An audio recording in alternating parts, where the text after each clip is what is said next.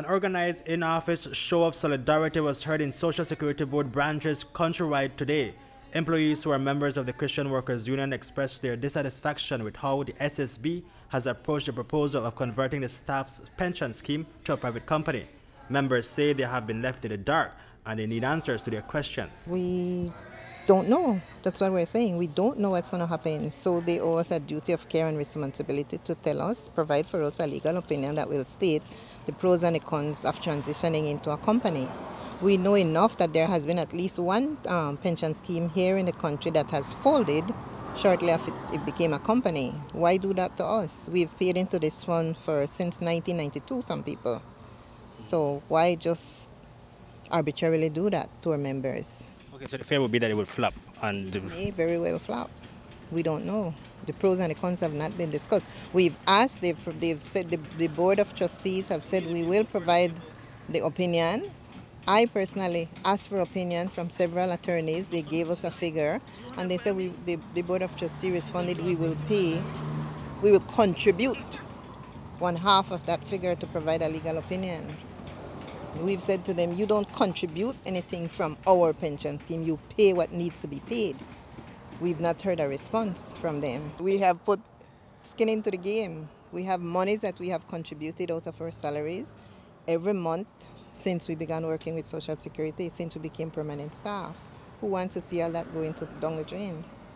if the pros and cons are provided to the members, and if the pros outweigh the cons, would you support it? Of course we would. We're not just out here to protest for protest's sake.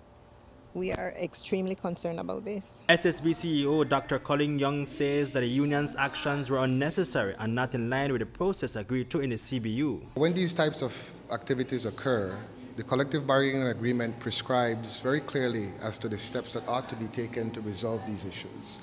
In this case, unfortunately, the C.W.U. has opted to step outside of the agreement by elevating this potential industrial action to where it is. They wrote us on Friday of last week. I got a letter, I think somewhere in mid-afternoon, regarding their concerns about this particular issue. And we have, this is one business day, not even a whole day, been given the opportunity to respond, and yet these actions were being taken. According to Dr. Young, since last year, the settler of the trust has been desirous of registering the staff pension fund as a trust corporation. Dr. Young says that as it stands now, the assets of the trust are held in individual names. And so if something was to happen to our staff, then there's issues over how do you transfer assets. And so what the settler has decided is that it is best to register the pension fund. There are two things. There's the registration of the pension deed, and there's also the conversion into a trust company. The advantage for that is twofold. First is that the trust corporation will hold the assets of the staff pension fund, the beneficiaries, in perpetuity. It doesn't die. And two, the benefits, the beneficiaries are still the staff. Currently, the new Pension Act requires that there are only 4 directors. And so we currently have 5.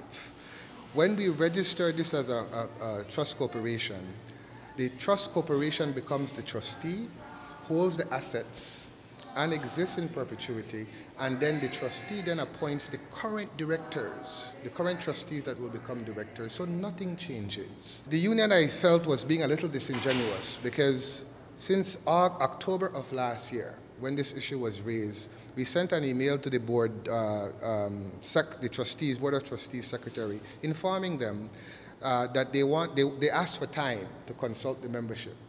And so from October of last year, we wrote and said to them, take the time you need to consult with your staff, and then get back to us. C.W.U. President Evan Moshyde is demanding that the S.S.B executive halt the conversion of the pension scheme after the deed has been registered. He says that today's sound of solidarity was not a declaration of war, but rather of seriousness. Is this a message to the executive, a warning to the executive, you know, sit down with we take it to the streets? I won't use the word warning. I think what we're sending is a message of seriousness and responsibility, willingness to deal with this via proper, respectful communication. but we must deal with it adequately and properly. And we want that message to be understood by management. We are not declaring war. We are declaring seriousness. What we are seeing is that our members are saying, listen, we want to be heard. We want to responsibly get your attention. So we started out with a little song of solidarity. We call it the Song of Solidarity because we want to be minimally disruptive. There's a job here to do, and we do understand, and our members are committed to the path forward to creating a stable fund. What we will not be is your scapegoat of convenience, where simply under the theme of efficiency and sustainability, they carry a disproportionate share of the burden and pain. That is not, there's zero tolerance for that. Hipolito, Novelo, News 5.